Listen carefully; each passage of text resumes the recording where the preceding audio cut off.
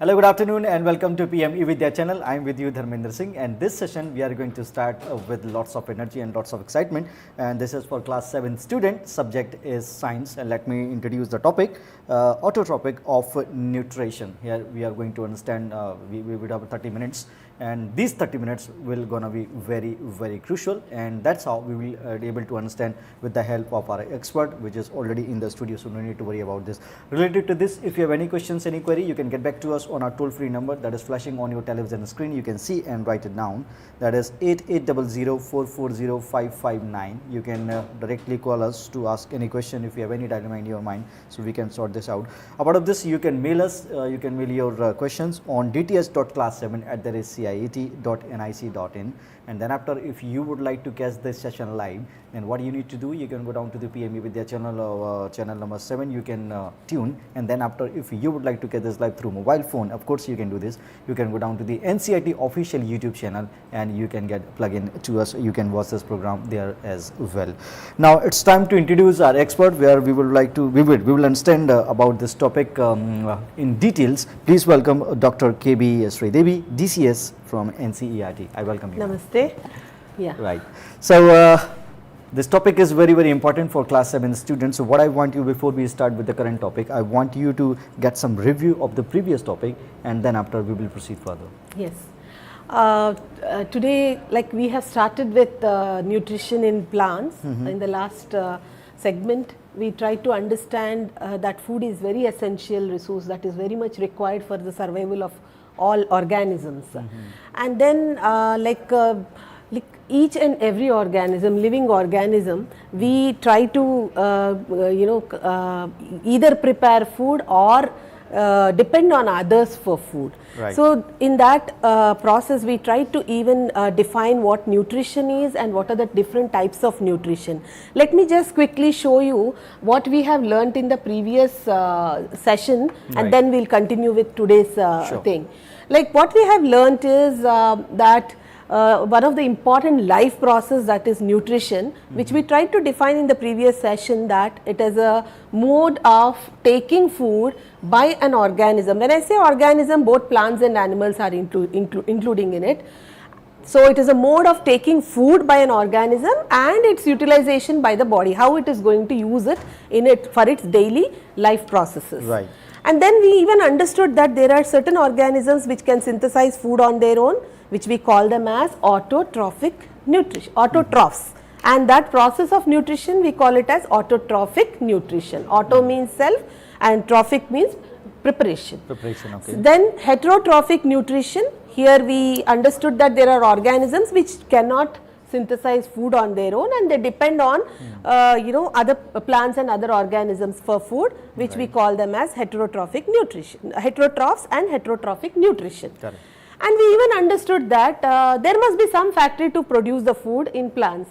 So the food factories of the plants are located in leaves. Right. This is what we have understood in the previous session. In this session, we are trying to understand how this autotrophic nutrition happens, or how do plants synthesize food. So here when we see, let me show you a plant. I think all of you can see this plant. This plant has, as all of you know, it has shoot system and root system. The part which we see above the ground is shoot system, and the one which is seen below the ground is root system. Right. Now, and shoot system has this green parts, all of you know that they are nothing but leaves.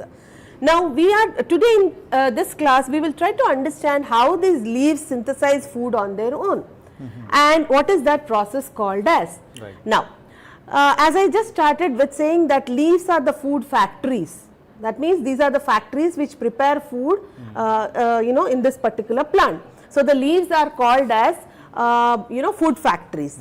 Now how do they synthesize food, we will try to understand. Now let us see this plant. I have put it in a glass. Of course you can imagine that is a a pot in which plant is placed. You see that soil is there in this and water is poured in it. Now it is exposed to sunlight and carbon dioxide is available in the atmosphere. Now what happens? Let us try to understand. Now the parts that are there above the grounds level. This is the ground level. Above the ground level, they are almost green in color. They have a green stem and green leaves. Now, what happens in the previous class, we already understood that why these leaves are green in color. We understood that there is a pigment which is called as chlorophyll, and this chlorophyll helps in trapping the sunlight and helps in synthesizing the food. Now, how does it happen? Let us try to understand. Here you can see this picture and then try to understand the process in a better way. I think you can see the picture here.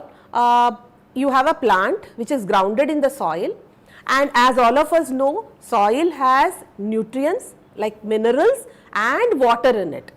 Now, when I pour water, the minerals are also there which are absorbed by the roots. How do they absorb? Now, roots have a phenomenon, a process through which water along with the minerals is absorbed by the roots and it is sent to the food factory. Like any factory needs raw material, in the same way here leaf also needs raw material. What is the raw material that is required for preparation of food? Carbon dioxide, then sunlight and water and minerals. Now, here I would like to stop for a while. And why is that? You just talk about the source system and the root system, and of course about the green color of this leaf as well. Now, what if I ask, how are water and minerals observed by roots transported to leaf? If I ask this? Yeah, wonderful.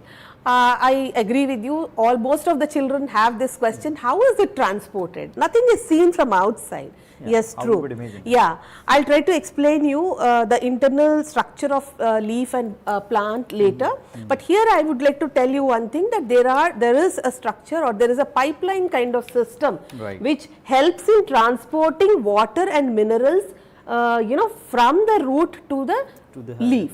That means it will send water and minerals to the leaf, upwards to the leaves. From downwards to the upwards. Yeah, so there is a pipeline kind. Vessels are there, we call them as vessels. These vessels transport water and minerals to the leaf. Now, what exactly happens? Let us try to understand. Now, here we see that carbon dioxide is there in the atmosphere. Like air is a mixture of gases and carbon dioxide is one among them. Okay. This carbon dioxide is enters the leaves through tiny pores called as stoma. How is that structure? We will understand later.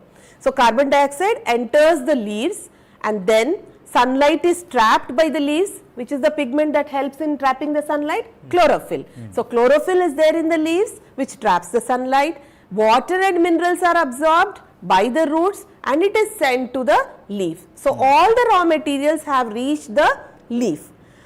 Now, in the leaf, the sunlight is nothing but solar energy. This solar energy is converted into chemical energy, which we call it as, here in this case, carbohydrates. That means carbon dioxide, you can see the reaction, children, here, or equation given here, carbon dioxide from atmosphere and water from the ground. They reach the leaf and they react with each other in the presence of sunlight and chlorophyll. That means these two are very important conditions. Without sunlight and chlorophyll, this reaction doesn't occur. That means it happens more in the daytime. Why is it so? We will try to understand later. So, carbon dioxide and water react with each other in the presence of sunlight with the help of chlorophyll pigment in the leaf and they form carbohydrates. An important thing, gas which is evolved in this process is oxygen. Correct. Now, what is the importance of oxygen? Oxygen is a life-saving gas. Without oxygen, we cannot live. We cannot live. So, this is how food is produced, and as a byproduct, oxygen is also liberated into the atmosphere.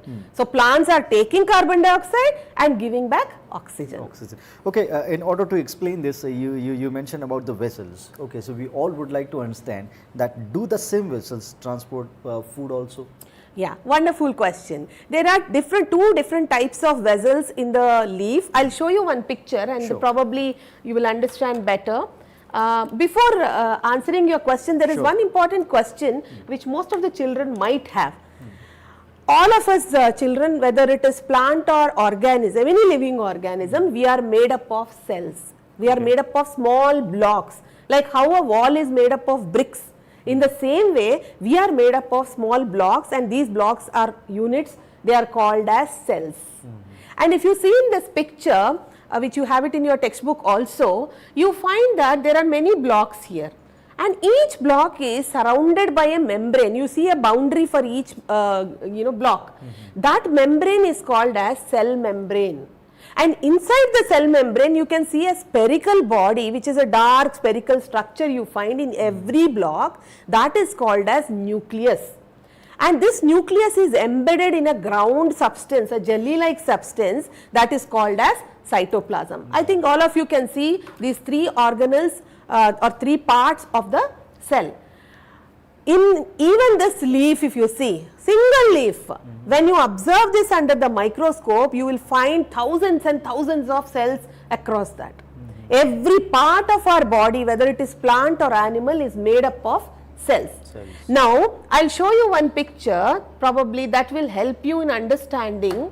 Now, you just see this picture, there is a leaf which is shown to you. Internal structure of Yeah. it. When you take the leaf, like for example this leaf, when I just tear it like this, you will get a thin layer which you, if you observe this under the microscope like I have shown in the picture. So take out the upper layer or lower layer of the leaf and then observe it under the microscope. When you observe under the microscope, you can see left side lower part second diagram, you see as number of cells which have green color, you can see. Now that green color, yeah, we require this. Yeah, you can't see with your naked eyes, you can see only through a microscope. I have shown you the magnified version of it. You can see that green colored structure, each cell is having that green color in it. That green color is nothing but representation of chlorophyll pigment. Now, if you see further the diagram, the upper surface and lower surface will have lot of tiny pores. These tiny pores are nothing but called as stoma. If you see kidney like structures, I have shown two kidney bean structures there. In that, in between those kidney bean structures, you see an open area. That is nothing but the pore. Like this, thousands and thousands of pores will be there on upper and lower surface of the leaf. Now, what is the use of this pore? These pores help, in entry and exit of gases. What is being getting into the leaf? Carbon dioxide is going in. What is coming out of the leaf? Oxygen is coming out of the leaf. So, this exchange of gases happen through this particular pore which is called as stoma. Now, stoma, when you observe under the microscope, on right side the lower diagram is exactly how you will see under the microscope. Children, when you go back to your schools, if you observe, you take out the layer, try to peel out this first upper layer or lower layer and put it under the microscope and observe, you will find this structure in the microscope. Now, these pores help in exchange of gases. Now, the question which you asked, what was the question? Yes, do the same vessels transport food also? The same vessels transport. In that picture, if you see, some hollow spaces are shown. When you observe under the microscope, normal microscope, you will see hollow spaces with different types of cells. There are two kinds of cells, two kinds of tubes or vessels. One is which transport water from the root, water and minerals from the root to the leaf. And once the food is prepared, other vessel will transport food to the different parts of the plant. For example, there are vessels which carry water and minerals from the root to the upper part of the plant to the leaves, and once the leaf has synthesized the food, that food is taken to different parts of the plant. Like we eat different parts of the plant as food. We eat some roots, we eat some flowers. That means food is stored in different parts of the flower. If the flower is having the food, then the leaf is transporting that food and it is stored in the flower. There are some parts, roots, potato for example, underground stem we say, but it is underground. If a potato is not seen on the top of the soil, it is below the soil, under the soil. So the food is stored in the potato. So the leaves prepare the food and they send that food to the potato. Yeah, that's where potatoes are nothing but the storage of, there the food is stored. So this is how these vessels help in transporting water to the leaf and food to the different parts of the plant. Right, that's how you will be able to understand. It's not a very tough process to understand about. So you must have got an idea. If you have any more questions, you can ask to the experts, and we are going to sort this out. One more question, I've got it from the live viewer, and what he's asking: why is stomata open or closed? Yeah. Now this is a very interesting question. Before why, let me ask the children. After listening this much, what do you understand? When are the stoma open and closed? Before why? See, remember one thing. If the carbon dioxide has to enter the leaf or oxygen has to go out of the leaf, then the stoma must be open. And I told you that one of the important condition of photosynthesis is sunlight, presence of sunlight. Right. It is only possible in the presence of sunlight. Yes. Hence, during the daytime, the stoma are open so that the gaseous exchange happens. In the night time, the stoma are closed. I will show you the picture when the stoma is open or closed. You can see, children, in this picture, the first one where the stoma is open. Like for example, if you see my hand like this, you see that there is a space in between the two kidney bean structures, or these my palms. This space is nothing but stoma. During the daytime it is like this. During the night time it closes itself totally. Okay. Now there is no question of gaseous exchange. Now the next thing is, then what is the ultimate source of energy? Can you call plants as ultimate source of energy? No. Plants cannot synthesize food without the presence of sunlight. That means sun is the ultimate source of energy. Yes, For a moment, children, you imagine what happens if there is no photosynthesis. Can you just imagine? Like, if I can put this question to you on the behalf of my students, okay, what would happen to life if there is no photosynthesis? Yes. Okay, you ask the question to me. We need to question ourselves. What will happen? Why should I not pluck the trees? Why should I not cut the trees? Why should I not pluck the leaves of the plant? Correct. Remember, children, without photosynthesis there is no food production. Without photosynthesis there is no oxygen production. Then what happens? Our life is at question mark. Without oxygen we cannot survive. Hence life becomes impossible without photosynthesis. That is why we have to take care of plants around us. That is why we have to save or conserve environment. Now with this we will continue with our class. In the previous class we tried to understand class in the sense, in your class 6 you have learned something about photosynthesis there also, food production, and where you try to understand how do we know that the food is produced in the process of photosynthesis. This was one thing which we tried to do an experiment in class 6, if you remember. Let us try to extend this experiment even in this class. Once photosynthesis has happened, we understand that food is produced. There is a test to check how whether the food is produced or not. How do we do it?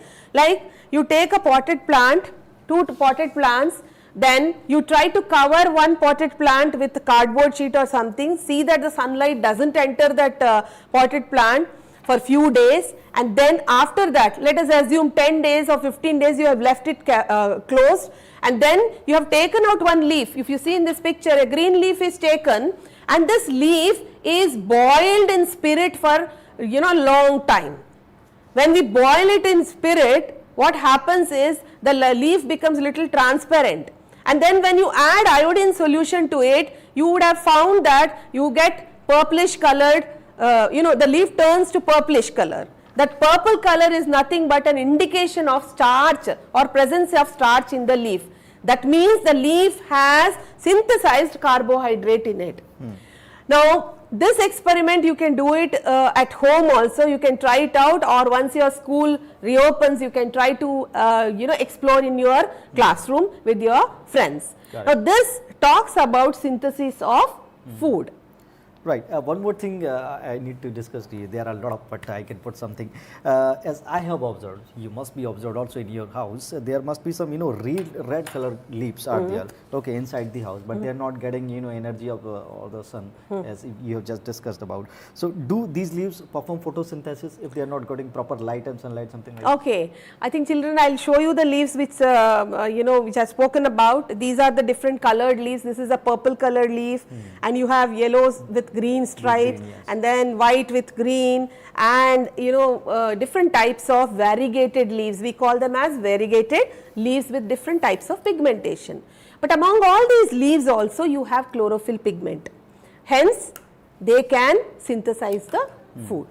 So, irrespective of the color, all these leaves have chlorophyll pigment, and they can synthesize food on their own.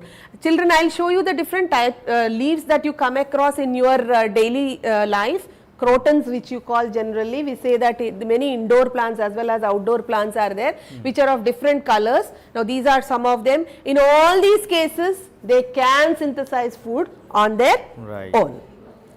Now, what about algae, children? I think all of you would have seen algae, some greeny mass floating on the surface of water on the rocks or moist places. This is called as algae. What do you think about algae? Can they synthesize food on their own? I think water is nearby them, they are getting sunlight, so I think yes, maybe. So water is, moisture is there, sunlight is there, and they have green colored pigment also. Algae have chlorophyll pigment. Hence, they can also synthesize food on their own. Now, let us just move on. Before we move on, I have another question to the children, which I think I asked in the previous session also, and we have stopped our session with that question. What about desert plants? You don't find leaves in the desert plants, you find only thorns. Why is that? They have modified themselves, they have adapted themselves to the conditions existing there. Because of the hot, the temperature, high temperatures, they cannot have the leaves which are totally exposing themselves to the sunlight. So, they try to convert or adapt themselves, they modify themselves into thorns. But somewhere we can say the climate is different, conditions is different. Yeah. So the plantations would be different also, tree must be different, you get some. They are different, they try to adapt themselves to that conditions prevailing. For example, in most of the desert plants, we find that the leaves are modified into spines or thorns, pricky structures, which will not allow water to get evaporated from their body. Another interesting thing, children, let me tell you. I think probably you should get a question in your mind. Are the stoma open or closed in the case of desert plants? Just guess whether they are closed or open. I am telling that desert plants, they want to avoid transpiration or they want to avoid evaporation of water from their body. So what happens to the stomata? Are they closed or open during the daytime? They are generally closed in the daytime, unlike the plants which we see in our surroundings. The plants which we see in our surroundings, they have stomata open during the day and closed in the night. Whereas in desert plants, generally, in order to avoid water loss, the stoma are open during the night and closed during the daytime. In the night also, there is light which they make use of in order to synthesize the food. That is an interesting feature in the case of desert plants. Correct. Now, here after testing the presence of food, whether the plant has produced the food or not, we need to understand, maybe one question comes to our mind, is it only carbohydrates that is synthesized by the plants, or are there any other compounds that can be produced because of the plants? So, if I have to answer this question, I have again a cross question to you, whether plants produce only the food substances that have only carbohydrates, or have you heard of any other nutrients that are there? Like in the previous class, we understood that we have various kinds of nutrients like proteins, fats and other nutrients. So, even in this context also, let us understand one thing, plants do produce carbohydrates, proteins, fats and so on and so forth. Now, what are they? Let us try to understand.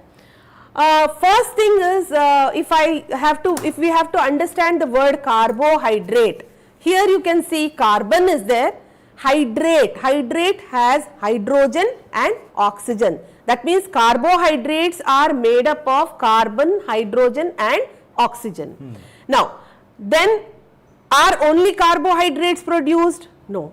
We have other nutrients also produced. in the presence of, like if nitrogen, like for example, as I told you, air is a mixture of gases. Nitrogen is also there in the air. So this nitrogen is there in the form of atmospheric nitrogen, that means it is in the form of a gaseous form. Right. Now this nitrogen, with the help of some bacteria, which we call them as nitrogen fixing bacteria. I think children, all of you love to eat groundnuts, no? All these groundnuts and legumes have these bacteria in their roots, in their root nodules. These bacteria convert this gaseous form of nitrogen into dissolvable form of nitrogen or usable form of nitrogen, and it releases into the soil. Now what happens? The roots, they try to absorb this nitrogen along with water. So along with carbon, hydrogen and oxygen, nitrogen is also absorbed by the roots of the plant. If the soil is not having nitrogen, then what is plant going to do? Right. Now this is a question mark. In farm, like when you meet farmers, you can, when you ask them what are the fertilizers that you use, the three main elements that they speak about is nitrogen, phosphorus and potassium, NPK. Okay. Now here nitrogen is one of the important element that is very essential for the growth of the plant. Hence what we do, or what farmers do in order to improve the yield of the crop, they add nitrogen in the form of fertilizer. So plants not only produce carbohydrate, but they produce proteins as well as fats. Like for example, if you take groundnuts, the same example, groundnuts have fatty acids in it. At the same time, they have proteins. You have legumes like moong dal, all these dals which we speak about, they are all rich of proteins. Right. These proteins are again nothing but the product of this photosynthesis process only. Right. It is stored in the form of carbohydrate, protein. So plants synthesize both carbohydrate, proteins and fats, and they are stored in different parts of their body. Correct. Now another thing I would like to say here, like, do you mean to say that only plants can, all the plants can synthesize food, or are there any plants which cannot synthesize food? Or got any classification, any category like that? Yeah. Are there any plants which do not synthesize food on their own and depends on other plants? So there are lot of different categories of nutrition even in plants, which we will be seeing in the next class or during the next session. Here, let us try to understand one more process that is related to conservation of nature. When we ask children, why should we grow forests? Why should we grow forests? Why should we think of producing food?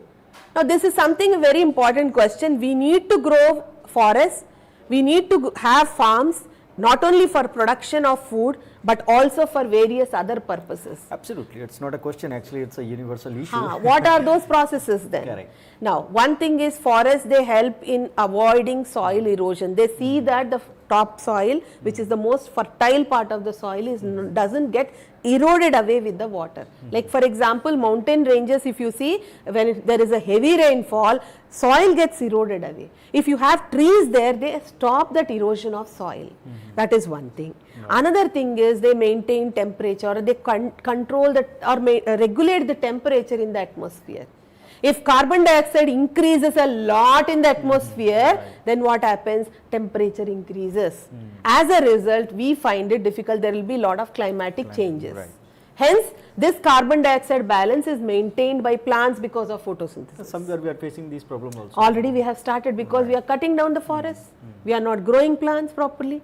That is why children, we have to grow plants wherever it is possible, especially at our home. Indoor plants you can have, outdoor plants we can have. We have to water the plants, take care of them, so that we will have temperature maintained in our houses, and we get fresh air in the in the house. So you will get a healthy brain as well. You can keep your life happy.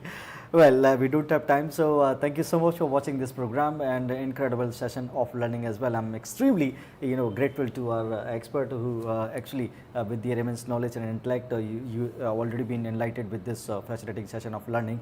and I believe whosoever watched this program, they will definitely be in tremendously, they will get their attention at one and all way about this globe. So I believe you will be watching, you will be enjoying this session of learning. So thank you so much for being with us, Dr. KV Sridevi. I'm so sorry about this. For your time, you came here and you provide, incredible information to our students. And Thank you, Chil. Right. Thanks And a thank you lot. so much for watching this program, all the viewers. The next session is for mathematics for class 7 student, where we will understand parameters and area part 3. Stay tuned.